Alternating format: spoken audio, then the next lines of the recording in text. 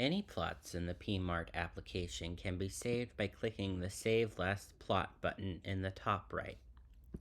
The View All Saved Plots will show all saved plots and allows for the removal of any plots that are no longer wanted. On the Downloads page, users can select plots and tables for download.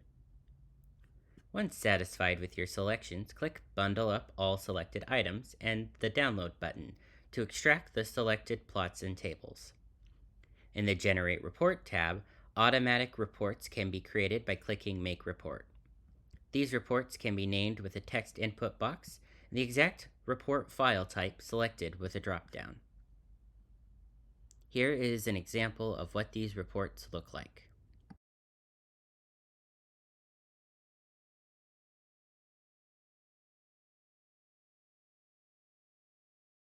If using PMart through map, your work can be saved at any step after normalization. This object is referred to as a midpoint and is called a PMart midpoint to represent the application the dataset was exported from. This save file can be reopened in PMart for continued analysis or be opened in another application like iPMart or Mode.